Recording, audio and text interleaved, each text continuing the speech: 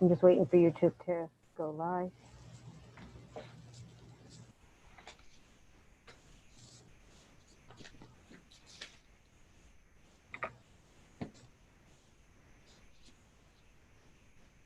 I'm just waiting for YouTube to go live.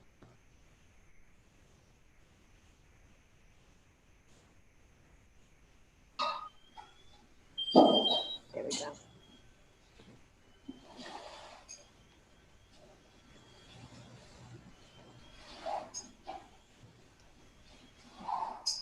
All right.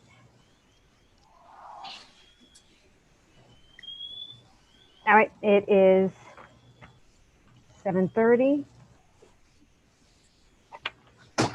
I'm just going to wait a second in case anybody's on YouTube and are looking for the instructions to get on the meeting.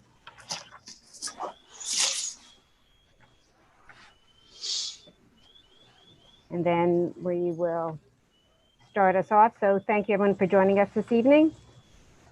Pursuant to the New Jersey Public Opens Meetings Act, NJSA 10-4-10, adequate notice of this meeting has been provided by advertising such notice in the Home News Tribune, the Asbury Park Press, the Board Office, the schools, and on Cablevision Channel 118, and on Vios Channel 24, and by filing such notice with the Township Clerk. The meeting was scheduled for Tuesday, November 17th, 2020. The board will take formal action on payment of bills and agenda items. Mr. Mara, please. The Old Bridge Township Board of Education acknowledges that the law of this state establishes that members of the public, including members of the board, have the right to record public board meetings using audio or video recording devices, provided that that act of recording does not interfere with the business of this public board meeting. Therefore, the board makes it known that any such recording is to be considered the private recording of the individual and in no manner represents the official record of this board.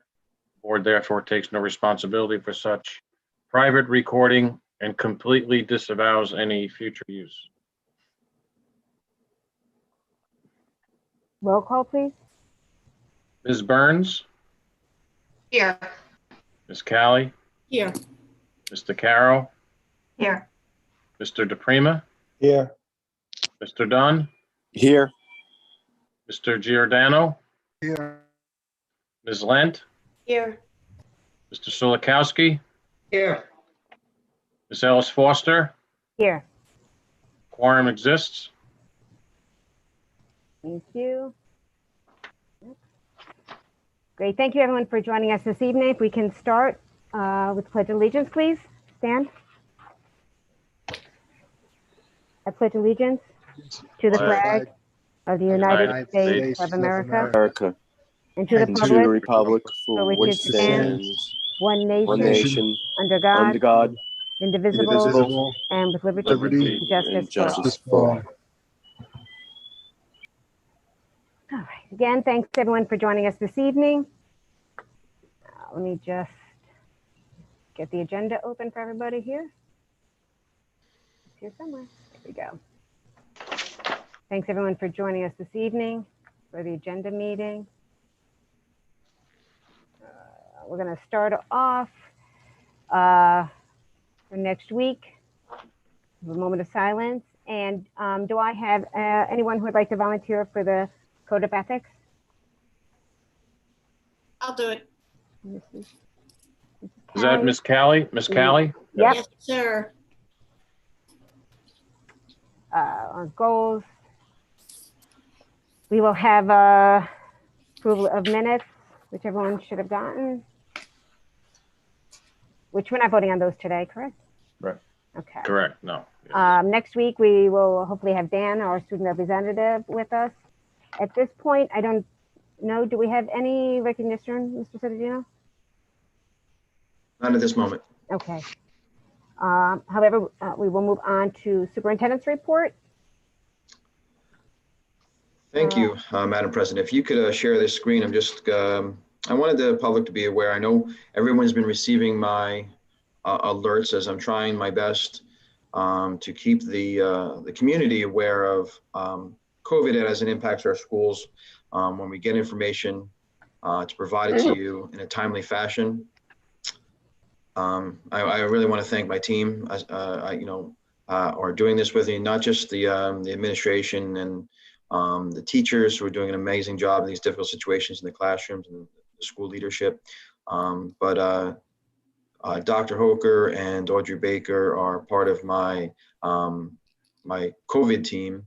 And, within moments, we have to look at contact tracing, making various contacts within the community, outside the community, within the county, and then looking at its staffing impact right away and see how fast we can get qualified staff members in there. If that staff member who was quarantined or who falls ill isn't able to continue with the position, we have to find staffing. And a lot of times, and especially right now, we cannot find substitutes. It's not a, and being in this, coming into the schools during this time is not something that we're able to, be fortunate to find qualified staff members to join us.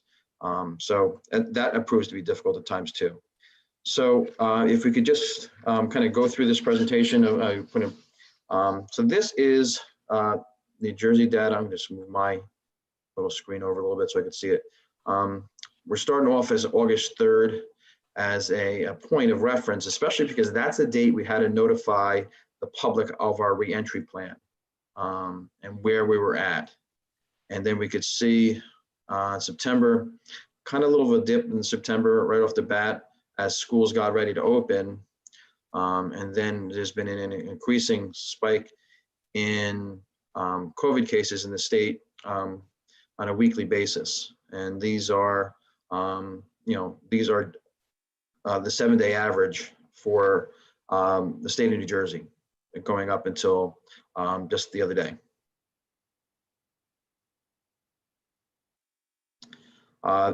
This graph represents the hospitalizations in New Jersey. Again, we see that same consistent climb. The November 17th data, that doesn't even reflect a full week. So this is what we're looking at that time, that brief moment in time. But again, now we're over 2,000 cases in which hospitalizations are occurring in New Jersey. And one of the things that gets talked about a lot is, well, we're seeing more cases because we're testing more. Well, that wouldn't equate for seeing more people in the ICU and seeing more hospitalizations. Just because there's more asymptomatic people being identified and when tested, that doesn't mean, well, why are we seeing an increase in a spike in the number of people in the hospital and ICU? Just because you test positive and you're asymptomatic doesn't mean you go obviously to the hospital and be put in ICU.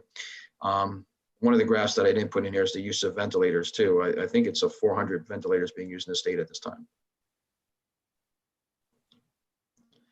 This is just from today. So Middlesex County is the second highest county in the state of New Jersey for new daily COVID cases.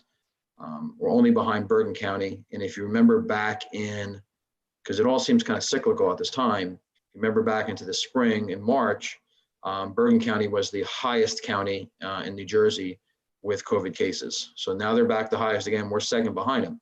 I think a lot has to do with our proximity to the urban threshold of that's there, and a lot of travel that goes in and out of the tri-state area from Bergen County, Middlesex County into New York, and so forth. And this is just Old Bridge Township. These are weekly COVID data. So the week of July 31st, we had one case in Old Bridge the whole week. If you look, in August 25th, I think we're around 10 cases that week. Currently, right now, in the past week, we've had 154 cases just in Old Bridge of new COVID cases over the course of the week. Today, the state system is down, so they're only reporting 5, but I assure you there's more than 5 cases, just the system went down. There was 5 cases before the system stopped reporting. But the past 4 days, we had 27, 26, 27, and then 28, just the prior 4 days to today. And this last slide is the impact within our schools. So if you look, these are just the past data from the past three days. The number of staff positives, we're now at 13. that puts 50 staff members quarantined and staff pending cases. So this is something we're always looking at and why the numbers seem to grow, where the staff member, because they are asymptomatic or they have a loved one or someone home they lived with who is symptomatic, and now we have to track their case and watch to see, they're going to quarantine, but does that turn into a positive case as they waiting for them to either become symptomatic or someone themselves or a loved one getting a test taken, where then it changes the dynamic in which we respond, and you go from someone who is a contact of a contact to a contact of a positive. And once you become that contact of a positive, it changes the ball game a little bit as far as we have to do contact tracing.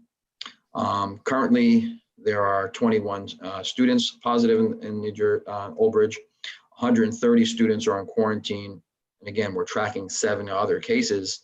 And we just got a report tonight, right before we came on, of some information that we have that, again, it goes through a process. It's not just someone coming through and just saying, hey, listen, this is a positive case. We have to confirm it's a positive case. We have to do some homework, and that's where Audrey and Kathy's been doing an amazing job. The numbers at the bottom are since the school year started. So these are the total impacted across the school year. And one of the things that we're obviously facing is the staffing impact. There's been, we're not the school district, and it's something I've had to talk to parents about, because obviously when we get these calls, some parents are upset that, there's COVID within the school, but we're not an impenetrable membrane. That's not the way school operates. There are people coming in, people coming out. Whatever you go out and you come in contact with, you bring with you. So that's been a lot of the situations that we're dealing with. Aside from Miller School, that we all know what Miller School is right now on a 14-day remote-only learning phase, because in the 3 cases in Miller School, we couldn't tie it to anything outside the school. The only thing that the 3 persons had in common was Miller School. So that directed us to close the school, or at least make it remote for 14 days. So in those situations, I can't say for sure that those cases generated outside the school. But in many of the cases in which they generate outside the school, the problem is a person comes in, they become positive, and as we're seeing over the past few days, they're taking anywhere from 10 to 24 people with them through the contact tracing process. You have to do the contact tracing. It's mandatory. We call the county on each positive case, and we go through this.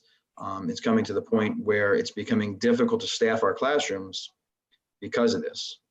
On the other case of it, obviously, we don't want our students becoming ill and bringing it home to their family members as well. And we don't want our staff members to do that as well either. So something that the numbers don't tell you is that in going through this process, we've had 3 staff members hospitalized for COVID-19. 1 hospitalized for long-term, still has not returned to work. 1 was hospitalized, and the COVID-19 developed into a lung clot. And anyone who with a medical background knows that that can be very detrimental to your life. It can be life-threatening when you get a clot in the lung. So thank goodness that person did respond and go to a hospital and was treated so accordingly. The other thing the numbers don't talk to you about is the quarantine factor, what that does to not only the students' families, when you have a student who's now quarantined and has to stay in the home for 14 days because of a possible contact within school, but for the staff members as well. You have a staff member who comes to school doing their job in which they're impassioned and love doing, and because of a contact with either a student or a coworker, now for 14 days, they can't leave their homes. It's one thing to be able to teach remotely from home if they're well enough to do that, but now they can't leave their homes. They can't go see their loved ones, and they can't take care of their families in the way they might need to. So that's definitely an impact we look at too, as we look at the number of student and staff that are quarantined and the impact that that's had on those lives. So as we look forward to the testing that we're looking to do, I want to thank this township from the mayor's office, and I'm sure with the support of the town council, to look and partner with us and to offer testing prior to Thanksgiving, because we know there's going to be a lot of families who want to get together, even if they're doing it in small groups within their homes. But there's going to be peace of mind in knowing that you had a test with results positive, tying into you right before you were able to visit with others, especially if you're visiting with the elderly or someone with an underlying health condition, to be able to have that test. So we're going to have testing on information is already presented out there on social media, but it will be on Sunday, Monday, and Tuesday prior to testing. The Synergy, which is the lab that's doing that, they're providing their own testing and they have their own lab. So it's their goal to provide everyone who takes the test with the results prior to Thanksgiving. And obviously that was key in getting this done. So one of the things that they're doing the PCR test. It's not a rapid test. And all the data they have given you, even from the state of New Jersey, all those bar graphs, those numbers do not equate for any rapid test. The state does not recognize the rapid test as a positive result on their data. So all of those are the PCR type test. So if you think of the number of results that we have and how many people are positive, but from a rapid test, those numbers don't even equate to that. So obviously it's going to have an impact. One impact it has on the school district going forward, we will see. I know that my reentry team is meeting tomorrow. We combine the reentry and the remote teams to work to get a bigger group of parents and staff involved in this process. And we're going to take a look at the data and see what the future looks like.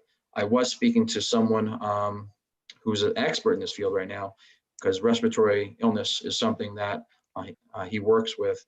And, the news was grim in the respiratory season is just beginning, and talking about how respiratory illness, which the last COVID outbreak we had in the spring, it didn't tie in or match up or link up with the respiratory season. It actually hit us at the end of the respiratory illness season. So the respiratory illness season runs from October to March, and it really hits its stride in December.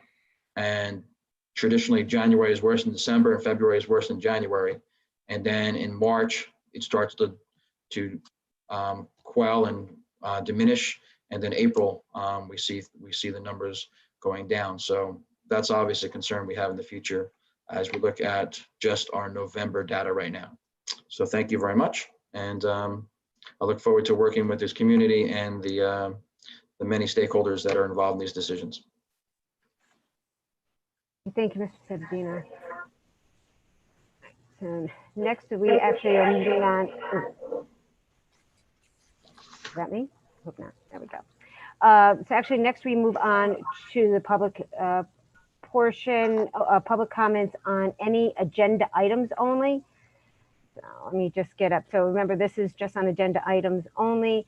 Any general comments that can happen at the end of the meeting, we will have the opportunity for anybody to speak on any topic whatsoever.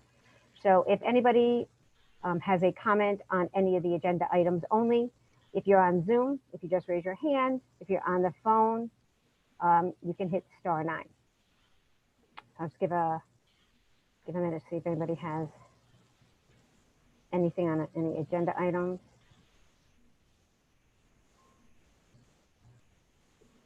Which I don't see at this time. So, okay. So now we'll move. Am I sharing my screen? Yes? Okay. So let me just switch over now we'll go back to the agenda. And we'll close the public portion for public comment on the agenda. And we'll move on down to policy. I don't know if Mr. Parton, if you want to explain the various readings that we're going to be doing next week. Yeah, we had a policy meeting last week and went over these. Many of them are mandated. One of them, which is the bylaw with regard to remote public board meetings, was a long time coming, but has a quick turnaround time. So this is going to be a first reading tonight and a second reading and adoption next Tuesday, because the Department of Community Affairs, understandably, now that these regulations exist, they want this implemented equally statewide. The other one is the board committees, which we discussed in October.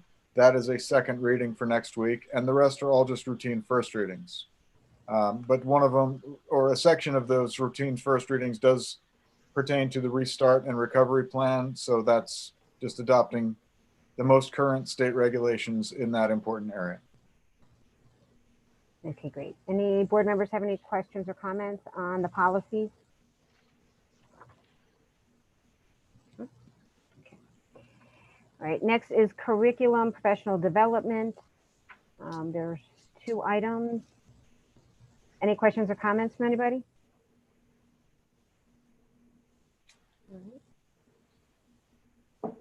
Right now after that, athletics, which are showing blank, and I'm going to assume we don't anticipate anything there next week. I just want to state that, the NJSIA is holding a meeting tomorrow discussing the winter season for high school and high school sports. So when that information comes out, they're going to have a decision hopefully by Friday. We will then obviously have us place positions and so forth on there depending upon that information. Okay, thank you. All right, next we have finance for this evening. We are going to vote on 1 and 2. So if I can have a motion for finance 1 and 2. Callie will move. Mrs. Callie, can I have a Lent will please? second. And Mrs. Lent, second. Thank you. Any discussion, any comments? Okay, seeing none, Mr. Mara, roll call, please. Mr. Giordano, Yes. Ms. Lent, Yes. Mr. Silikowski, Yes. Ms. Burns, Yes. Ms. Callie, Yes. Mr. Caro, Yes. Mr. DePrima, Yes. Mr. Dunn, Yes. Ms. Ellis Foster. Yes. Resolutions 1 and 2 pass. Okay, thank you. And then for next week, we will have 3 through 12. So any questions on anything 3 through 12? Any comments? Will number 7, Mr. Mara, be filled in? Yeah, I can, late this afternoon, we got the rate increases finalized. So the rates are being reduced on Direct 15 by about 6%. You know what, I don't have it committed to memory. Okay. It'll be on for next week. Okay, Sorry. great. That's okay. Thank you. All right. All right. Nothing else. We're moving on to nothing right now. Non-certificated personnel office. So I'm going to assume probably nothing next week. Correct. Nothing that I know of. Thanks, Dr. Hoker. Okay, so non-certificated personnel operational. For this evening, we are voting on number 1. If I can have a motion for number 1.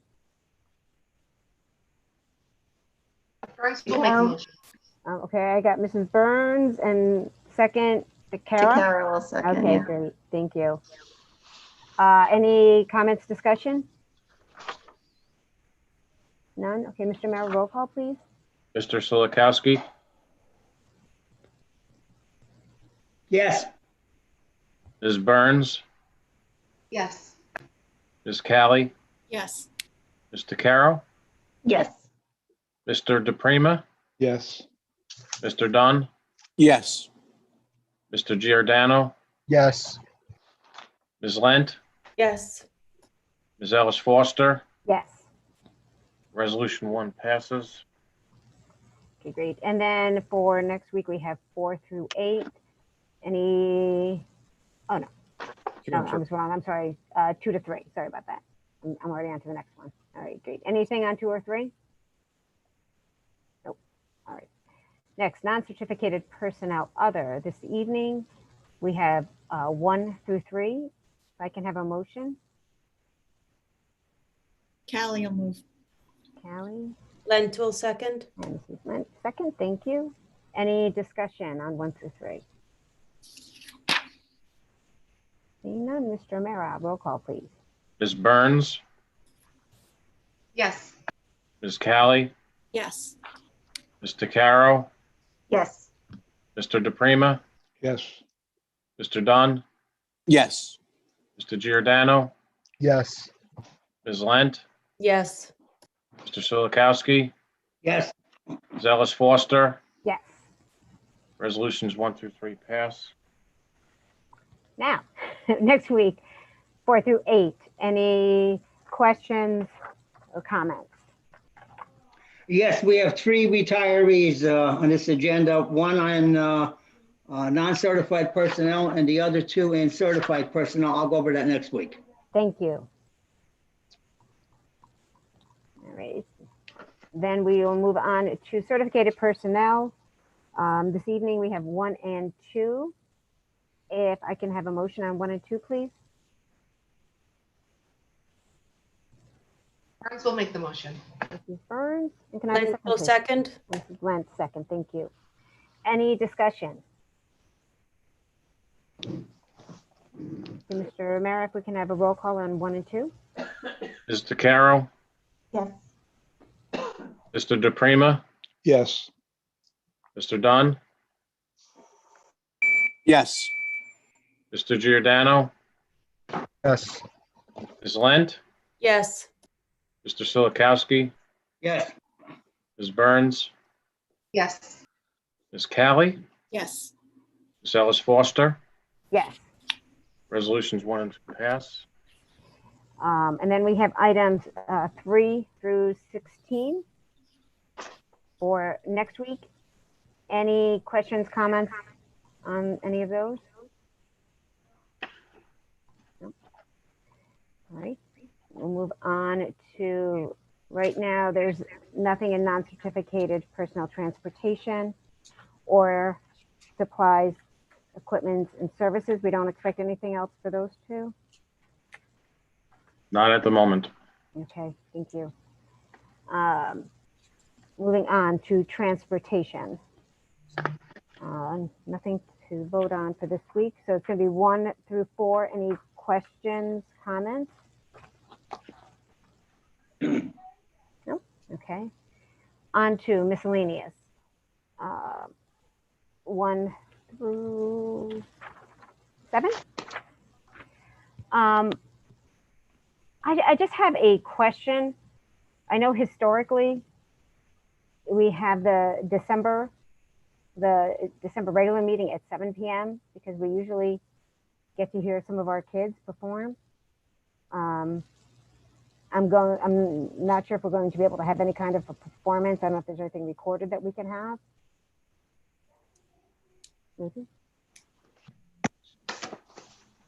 Or I will work with Ms. Keeler to see if there's something we can do, but I don't think it'll take up that much space. And we've been kind of low on because of not being live. I'm trying to do justice with a recognition. We haven't had as much recognition either. So I think even if we did it at 7:30 and we were able to do something, that we could, still start at 7:30. okay, everyone fine, good about starting 7:30 for December 22nd? Okay, if we can do that, and Mrs. Torrey, then if you can update that, so for next week, we'll have the December 22nd at 7:30 instead of 7. I'm predicting a lot of snow that night too, so we'll be fine. Okay. All right, trust me, I think people would rather have your snow calls than the ones they're getting now, but thank you. So anything else under miscellaneous? Nope, all right, then on to the board business. I know we are waiting final results from the county. Yes, we have not, to date, we have not received the official results. And with all the chaos with the elections, these were the unofficial winners. So let's just wait and see until we get the official notification. Okay, great, thank you. All right, so now, well, that's all the agenda stuff. Now we are opening to hearing of the residents on any school board item. As a reminder, if you are on Zoom, if you can just raise your hand, I can unmute you. If you're on the phone, *9.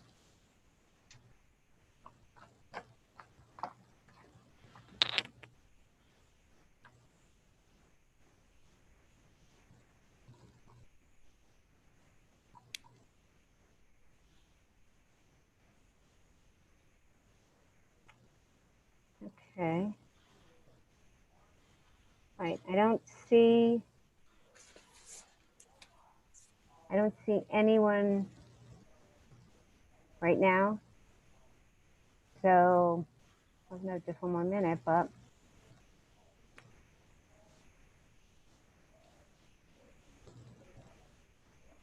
all right, not seeing anyone either raising their hand. I will close the public portion of the meeting. And just asking, do we have any old business?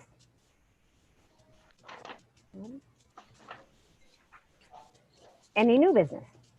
Yes, please. Mr. DePrimo. Getting back to some kind of normalcy. I'm having a committee meeting on Thursday. It's now called athletics / extracurricular. I am looking forward to it. I am not looking forward to hosting it on the computer because obviously I have some computer problems, but I think Mrs. Foster will give me a hand, I hope. Anyway, whoever's here from the public, they're usually very informative meetings. We've changed the structure a little bit of it, but it's still going to be a great informative meeting. I hope everybody can make it. 7 o'clock Thursday. The instructions are on the website. Thank you. Thank you. Well, I would like just to do a personal shout out. Well, it's not necessarily board business, to our colleague, Mr. Dunn, who is the new chief of the South Old Bridge Fire Department. So congratulations to him. I'm happy because he looks after my house in South Old Bridge. So congratulations, Rich, on that. Well earned. Thank you, Kelly. Much appreciated. And as you can see, I'm at the firehouse tonight, and it's a very large responsibility. We have training, so I have to oversee it. So I'm trying to wear both hats tonight. Thank you. Thank you. Thank you. Anyone else? Nope. So we do have an executive session this evening. Mr. Parton, please. Yes, you need a motion for executive session for attorney-client privilege and board property security issues. Can I have a motion for executive session, please? Carol, a motion? Oh my goodness. Well, I heard Callie first. And to Carol, I got. So, Okay. All right. We'll give it to- all in favor? Aye. Opposed? Abstentions? We are going into executive session at 8:03, and We will not be back. So thank you.